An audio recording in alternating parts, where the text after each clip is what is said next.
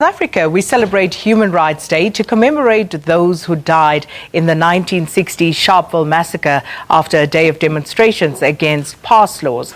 A crowd of about 5,000 to 7,000 protesters went to the local police station and the Apartheid police opened fire, killing 69 people and injuring 180 others. The United Nations acknowledges this day and they too commemorate today as UN International Day for the Elimination of Racial Discrimination. And we are now joined here in studio by Abigail Noko, who is the head of the UN Human Rights Office in South Africa, as well as Buang Jones, who is the Provincial Manager in the Gauteng Office of the South African Human Rights Commission. Thanks to both of you for coming through. Thanks for having us. Thank you.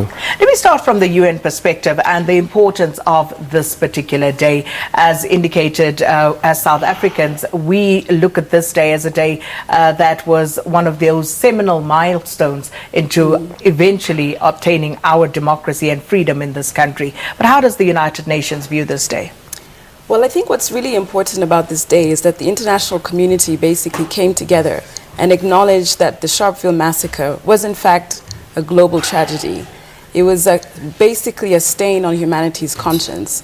And leaders around the world came together and decided to proclaim this day, 21 March, as the International Day for the Elimination of Racial Discrimination. And from there on, we've seen a plethora of international law and different forms of treaties that have been established that speak to this issue of racism and racial discrimination. And of course, Buang, it took place here in Sharpville, in Gauteng, and looking at how this day has been commemorated, and there has been, of course, concern expressed from the onset in terms of terming this day Human Rights Day, some feeling that perhaps we are watering down the significance of this day and also the meaning in terms of what actually happened. Absolutely. There are sections of our society that strongly assert that this day should be renamed and the heroes and heroines that lost their lives on the day should be properly acknowledged, and political parties that played an instrumental role in the lead up to the Sharpville Massacre should also be acknowledged. But we as the South African Human Rights Commission are at the forefront of ensuring that we embed a culture of human rights in South Africa, and we engage with all relevant stakeholders in the quest to ensure that South Africa achieves its ideals and aspirations.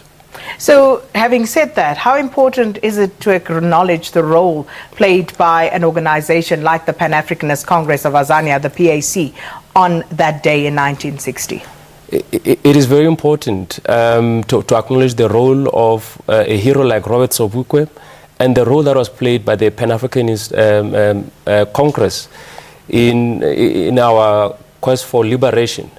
And much more can still be done to acknowledge their role, as they played a central role in ensuring that South Africa is free and we dismantle the edifice of apartheid. And we look at where we find ourselves today, Abigail, and racial discrimination is still very much with us. It still is very much a part of the fabric, not only of South African society, but of the international community. As the United Nations, how would you assess progress being made since 1960 Sharpville? Well, I think we have to acknowledge that there has been immense progress throughout the world. But in the end of the day, it's true to say that we do find ourselves in a time where we see that some people find it easier to hate. But in the end of the day, hate never wins. And we are really here to say that we must be able to stand up for human rights. Human rights have stood the test of time, and history has taught us many lessons. And as we often say, it is very easy to be patriotic, and it is possible to be patriotic and still care about the world. It is possible to stand up for your rights and the rights of others. And this is a message that we're really trying to, pronounce throughout the world, that it is important, no matter where you find yourself or what situation you're in, human rights matter. Human rights indeed mattered, but we find ourselves increasingly talking about stateless citizens the world over. We are talking about people being displaced and discriminated on various bases.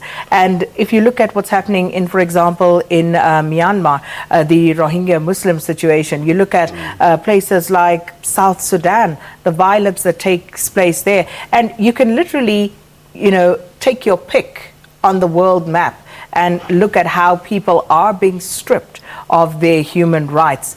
As the United Nations, as a body entrusted at looking out for and making sure that people's rights are maintained and are sacrosanct, how would you say the United Nations is faring in this regard? Well, I think we're here to actually do exactly that, which is to speak out where violations do occur. And that's what our office does. We have the voice of the High Commissioner that speaks out on a regular basis on different situations throughout the world.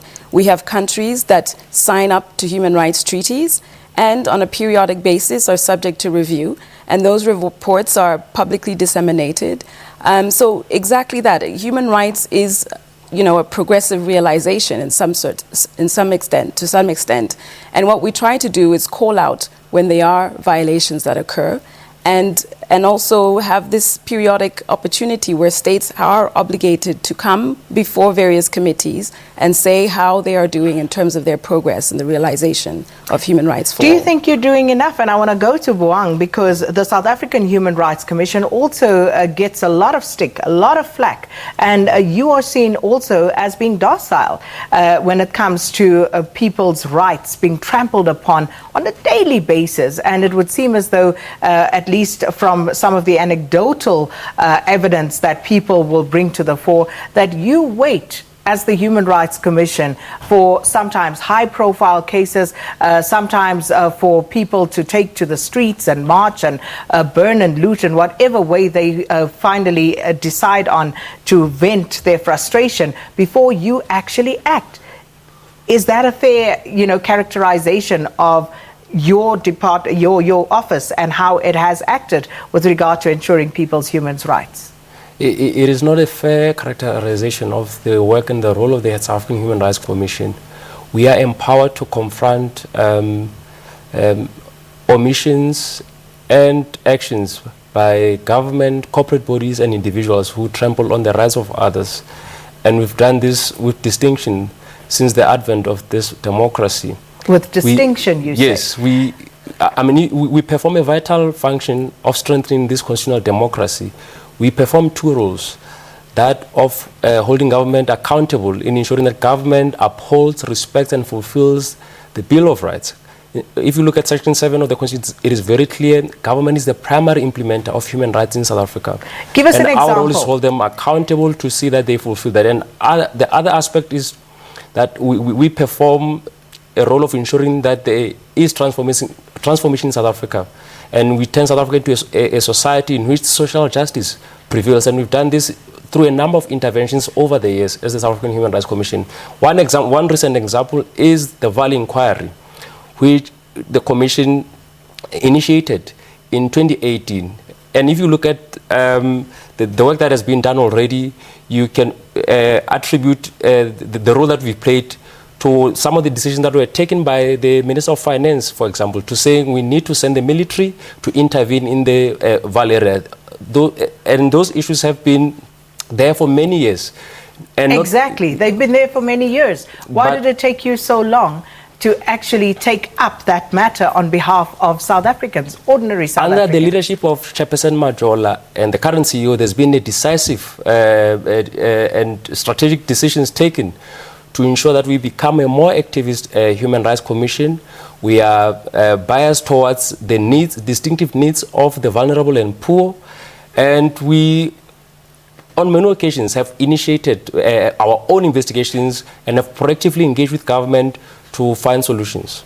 Mr. Jones and Abigail Noko, there's so much I'd love to engage you on further, but I think this is the vibrancy of conversation that we need to have around rights. But of course, people need to know their rights before they can have those rights enforced. But thanks so much for the work being done by your various organizations. And I hope that we'll have more time in the future to engage both of you further on that work, because in as much as Mr. Jones says they do that work with distinction, I'm sure there are those who would disagree and say, well, hold up. But of course, we'll come back to this conversation hopefully at a later stage. Thank you so much to Abigail Noko, who is the head of the UN Human Rights Office in South Africa, as well as Buang Jones, who is the Provincial Manager in the Gauteng Office of the South African Human Rights Commission. And apart from it being Human Rights Day, of course, here in South Africa, the United Nations International Day for the Elimination of Racial Discrimination is also celebrated today. And as promised earlier, we will be crisscrossing the country. We'll cross over to Sharpville.